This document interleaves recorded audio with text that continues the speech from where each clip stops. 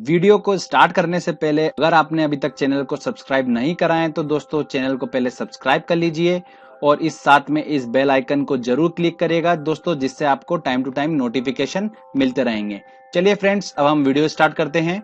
दोस्तों आज इस वीडियो में हम भारत में सड़क परिवहन के बारे में डिस्कस करेंगे।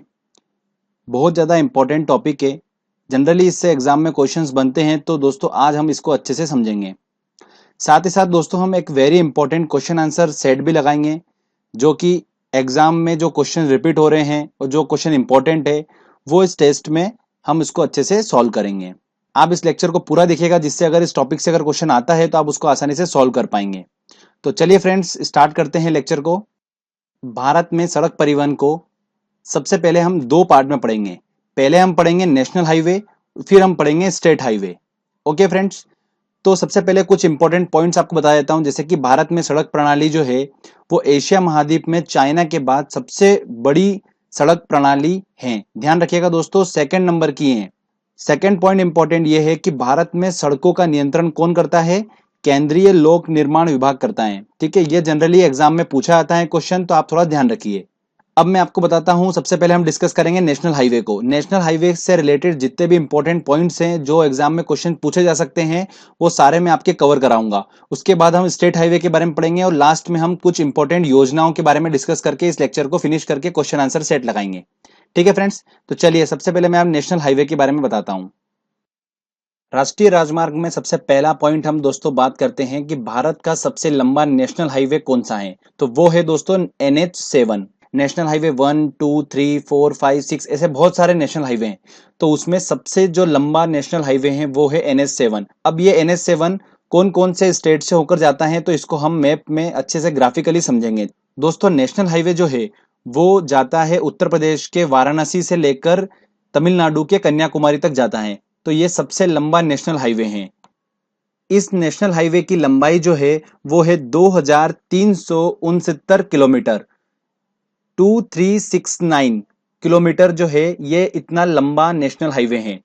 तो देखिए, चलो फ्रेंड्स मैं आपको बता देता हूं, यहां से यूपी के वाराणसी से ये चलता है। देखिए मैप में आप, MP से होता हुआ, महाराष्ट्र से होता हुआ, आंध्र प्रदेश को क्रॉस करता है पूरा, और ये कर्नाटक के बेंगलोर से होता हुआ कहाँ जाता है दोस्तों? ये कन्याकुमारी तक जाता है। तो ध्यान रखिएगा दोस्तों, आप मैप में देख सकते हैं ये हमारा नेशनल हाईवे 7 है।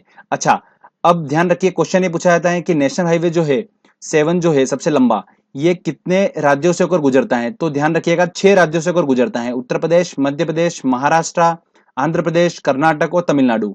इसमें आंध्र प्रदेश में सबसे ज्यादा किलोमीटर इसके आंध्र प्रदेश में है। ठीक है, तो ये भी क्वेश्चन पूछा जा सकता है, तो ध्यान रखिएगा दोस्तों, ये इंपॉर्टेंट पॉइंट है। नेशनल हाईवे का पहला इंपॉर्टेंट पॉइंट हमने अच्छे समझा कि भारत में सबसे लंबा नेशनल हाईवे कौन सा है? NH7 है। चलिए आगे और इंपॉर्टेंट पॉइंट्स देखते हैं हम।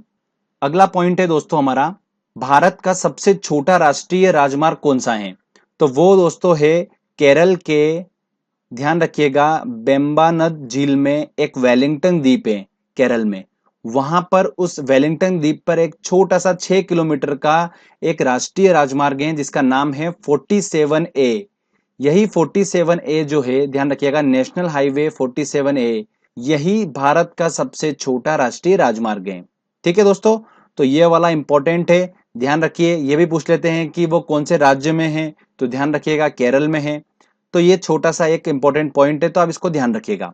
चलिए आगे और डिस्कस करते हैं नेशनल हाईवे के रिलेटेड हम। अब मैं आपको बताता हूं GT रोड के बारे में। ध्यान रखिएगा दोस्तों, बहुत इंपॉर्टेंट है, जो कि नेशनल हाईवे 1 और नेशनल हाईवे 2 से रिलेटेड है।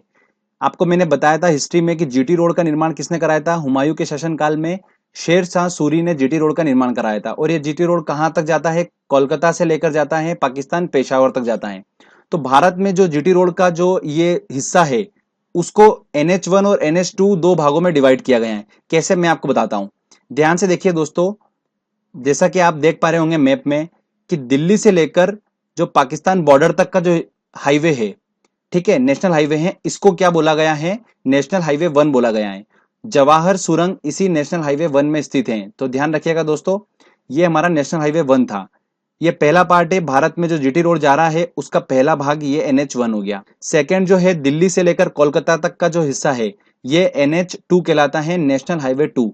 तो ध्यान रखिए दोस्तों, इसको दो भागों में बांट दिया है। दिल्ली से लेकर पाकिस्तान बॉर्डर तक NH1 है, दिल्ली से लेकर कोलकाता तक जो है वो है NH2। तो NH1 और NH2 आपको क्लियर हो चुका होगा, तो थोड़ा ध्यान रखिएगा। इसी को GT रोड के नाम से जाना जाता है, जिसका निर्माण हुमायूं के शासनकाल में किसने कराया था? शेर शाह सूरी ने कराया था। चलिए आगे और हम देखते हैं, बात करते हैं इंपॉर्टेंट पॉइंट्स के बारे में। अगला पॉइंट है हमारा, बहुत इंपॉर्टेंट है कि भारत का दूसरा सबसे लंबा नेशनल हाईवे कौन सा है।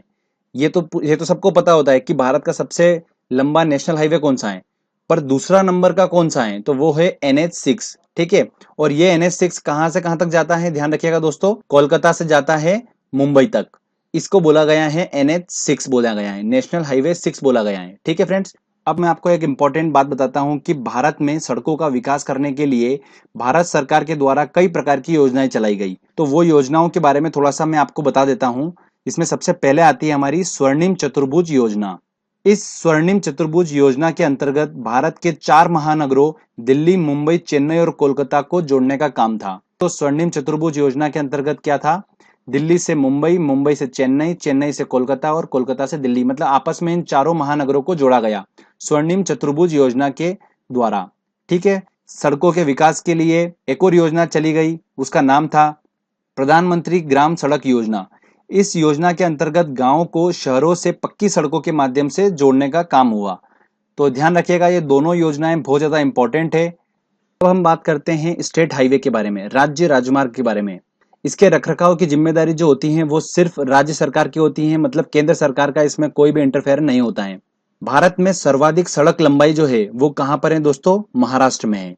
ध्यान रखिएगा, सर्वाधिक जो सड़क का जाल जो है वो कहां पर है? महाराष्ट्र में सर्वाधिक है भारत में।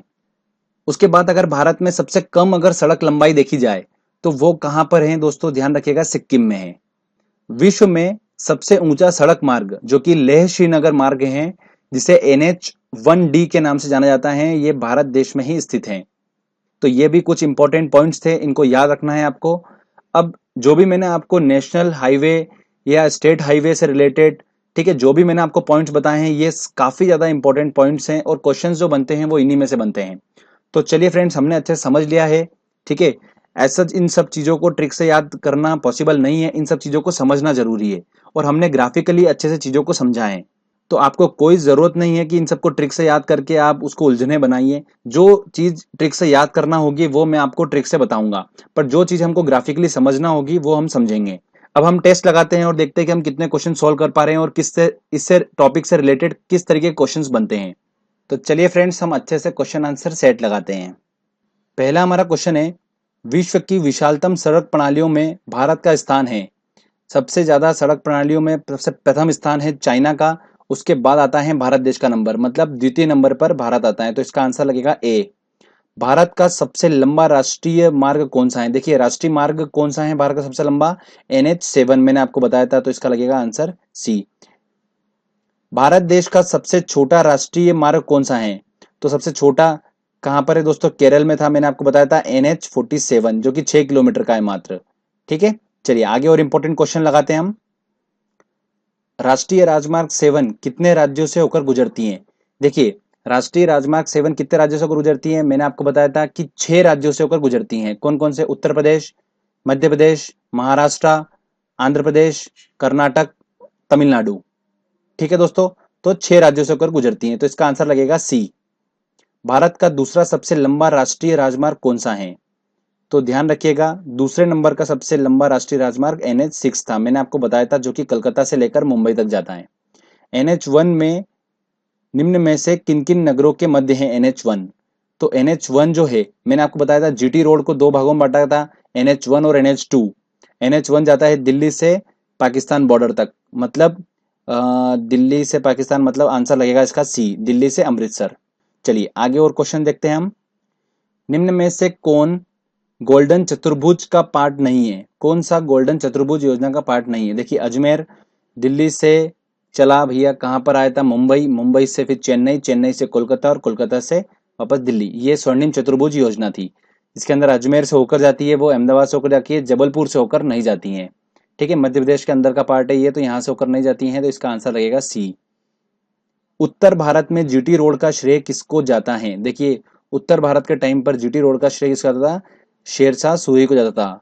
ध्यान रखिएगा, हुमायूं के शासनकाल में शेरशाह सूरी ने ही जीटी रोड का निर्माण कराया था। तो फ्रेंड्स, इस तरीके से हमने आसानी से क्वेश्चन सॉल्व कर लिए, जो कि मैंने आपको जो टॉपिक मैंने आपको समझाया है, जो जो पॉइंट्स मैंने आपको बताए हैं, बस आपको वो दिमाग में रखना है, जिससे कि आप इस टॉपिक से अगर क्वेश्चन आता है तो आप आसानी से सॉल्व कर पाएंगे। ठीक है, इससे ज़्यादा डेप्थ में जाने की आपको बिल्कुल जरूरत नहीं है, क्योंकि इन्हीं टॉपिक से क्वेश्चन बनते हैं जो मैंने आपको बताए हैं। फ्रेंड्स, अगर आपको ये वीडियो अच्छा लगा है तो जल्दी से इस वीडियो को लाइक करिए, दोस्तों के साथ शेयर करिए और इस चैनल को जरूर सब्सक्राइब कर दीजिए। Thank you friends.